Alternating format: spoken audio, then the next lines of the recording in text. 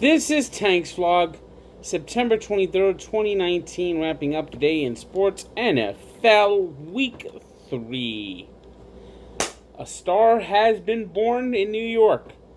Eli Manning is now tethered to that bench as Daniel Jones was better than anyone could have ever expected. Giants were getting dominated by the Buccaneers, down 28-10 at halftime. Saquon Barkley injured. You figured it's going to be another ugly loss for the New York Lilliputians. But the Giants defense, they responded in the second half. They only allowed 3 points. And it started with a pass to Evan Ingram, 75 yards on the first play from scrimmage, and Daniel Jones just led the Giants right back in the game as the Giants scored 22 unanswered points after trailing by 18 at the half. And the big play, of course, was with just over a minute left, a 7-yard run. Jones had 3 touchdowns through the air, 1 on the ground, and it just incredible. He was. I don't think you could have expected him. Actually, no, 2 on the ground, 2 in the air. Eli Manning was a statue. Eli Manning loses this game. The Giants lose this game by 20 or more. They don't come back. The defense gets tired in the second half. This was a game that showed that it's time that Daniel Jones should be the starting quarterback, and the right decision was made, passing 336 yards as the Giants win the game 32-31. Dolphins, meanwhile, they changed quarterbacks too. Josh Rosen, played all right. Although the Dolphins' lack of talent continued to show in glaring ways, as they're only down 10-6 at the half, but end up losing the game 31-6. They've now been outscored 133-16 on the season, dropping to 0-3 with a loss to the Dallas Cowboys. Jets, third-string quarterback, had no offense whatsoever, and fell down 30-0 in Foxborough. But they got a special teams touchdown, a pick six, and actually made the score not look as bad as the game actually was, as they lose the Patriots 30-14.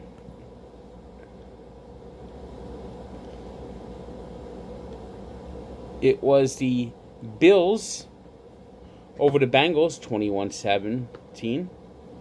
Packers all over the Broncos 27-16. Broncos 0-3. Joe Flacco looking absolutely lost out there.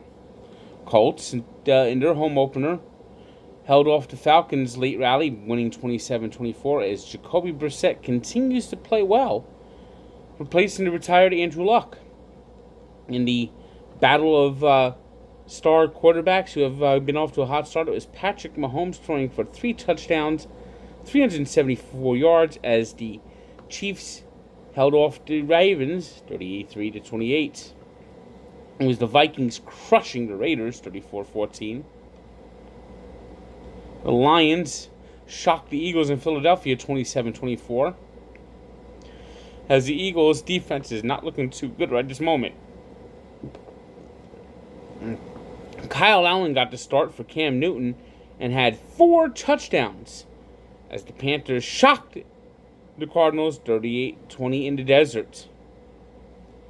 It was the Texans 27-20 winners over the Chargers. The Niners overcame a sloppy start with 5 turnovers in the first half to beat the Steelers 24-20. Steelers off to 0-3 start. Saints over the Seahawks 33-27 with Teddy Bridgewater starting and Alvin Kamara just having a monster game as the Seahawks just didn't get it going into the fourth quarter, and by the time they got it going, it was too late. And in the Sunday night game, Browns brought the emotion, Rams brought the talent, as the Rams won 20-13 in the first Sunday night game in Cleveland in 11 years. Baseball, we now have just 1 week left in the regular season. Mets keeping their faint playoff hopes alive. Beat the Reds 6-3. as they assured themselves of finishing no worse than 500 this season, sitting at 81 and 74. Yankees, meanwhile, continue to try to finish the best record in baseball. Beat up the Blue Jays in their final home game of the season, won 8-3. It was win number 102. It was the Orioles 2-1 winners over the Mariners in their merciful final home game of the season. Red Sox over the Rays 7-4. Rays and Indians currently battling for the last wild card spot in the American League, both at 92 and 64. As the Indians in the Sunday night game beat the Phillies 10-1. And that just about drives a stake in the heart of Philadelphia, by the way.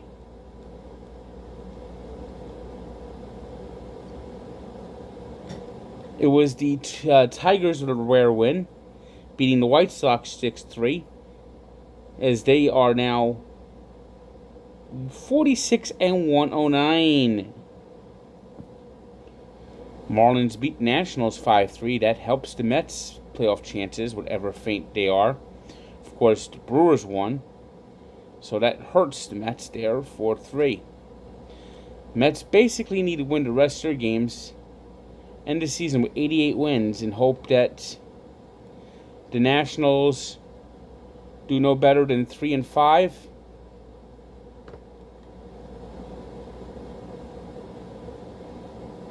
And the Brewers now getting close to that top wild card spot, just that virtual tie with the Nationals. Go no better than 2.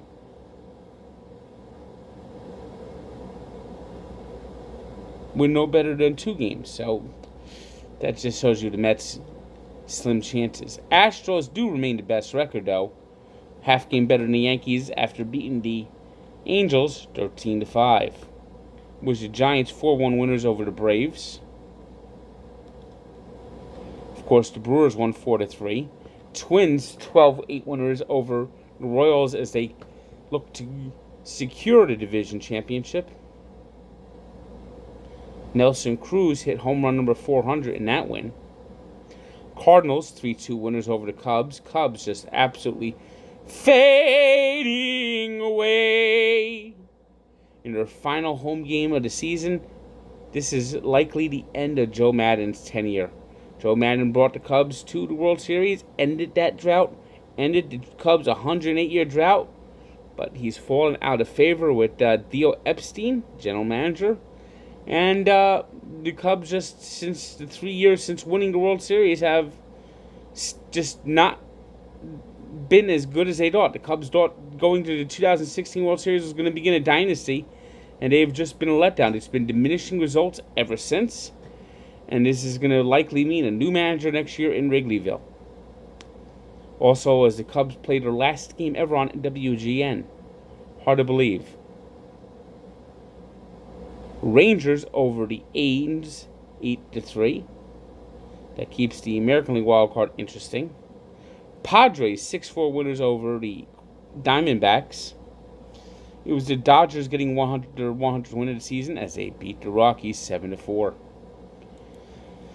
Today's 3 stars are Patrick Mahomes of the Chiefs, George Springer of the Astros, and Deshaun Watson of the Texans. Today's birthday shout-out goes to the coach of the Ravens, John Harbaugh, who turns 57.